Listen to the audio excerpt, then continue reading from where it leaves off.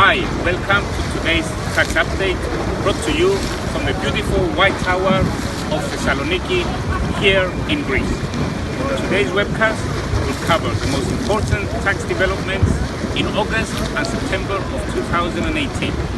So let's move inside and start the webcast. After a short break in August, we are back with our monthly 5-minute tax updates. So let's set the countdown clock and start.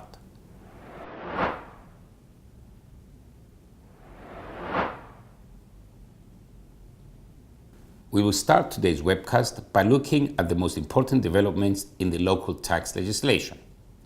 On the 30th of July, the much anticipated Alternative Investment Funds Law was published in the official Gazette. Together with this law, relevant amendments to the tax laws were also introduced, aiming to modernize the existing tax framework and to promote the emerging funds industry of Cyprus by offering tax incentives for the setup of AIFs and for fund managers. We will not go into the details of these amendments as we have already covered them in our previous webcast. In early September, 2 circulars were issued by the Tax Department. Circular 25 explains the tax treatment of non-return capital contributions to companies which are not Cyprus tax residents.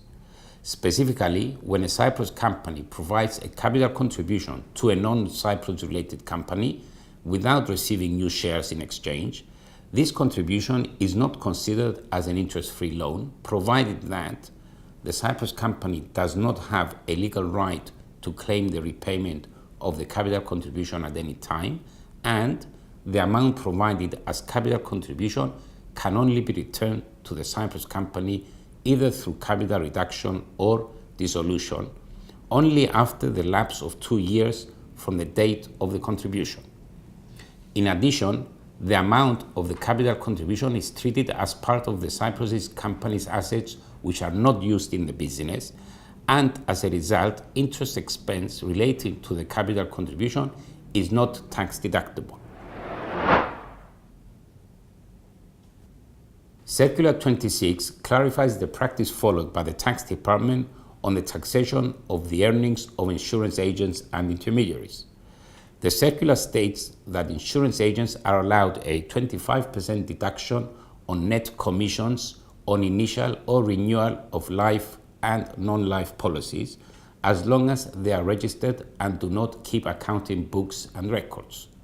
On the other hand, insurance intermediaries who are employees are not allowed the deduction unless they are registered, and in addition to their intermediary role, they carry out insurance services on their own.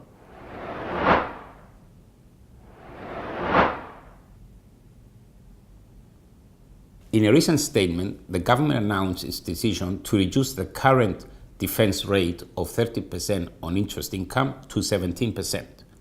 The aim is to apply the reduced rate from the 1st of January 2019.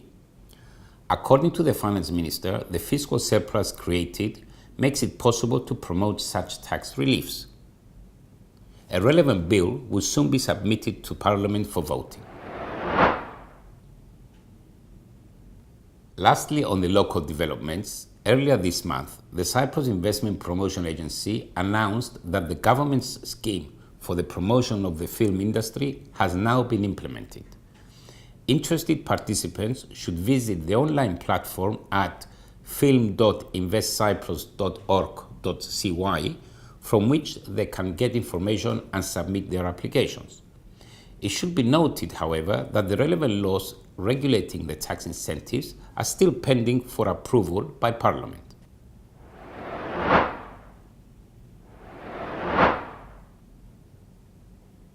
Let's now move on to some international developments.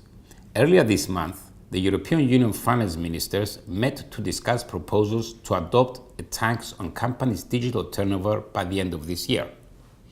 The EU governments agree that tax rules should be amended to introduce levies on digital services which are currently undertaxed. This is mainly driven from the larger EU countries which claim to have lost millions of tax revenues due to digital giants shifting taxable profits to lower tax countries. The plan is to introduce an EU-wide 3% tax on digital revenues of firms with global annual turnover of more than 750 million euros and EU revenues of at least 50 million euros per year. Some 200 companies would fall within the scope of the new tax proposed by the Commission, estimating additional annual revenues of about 5 billion euros at EU level. We will now have a quick look at some tax treaty developments. The tax treaties that Cyprus has signed with Luxembourg and the United Kingdom have now entered into force, and in accordance with the entry into force provisions of these treaties, they will come into effect as from 1 January 2019. The provisions of each treaty have already been covered in previous webcasts.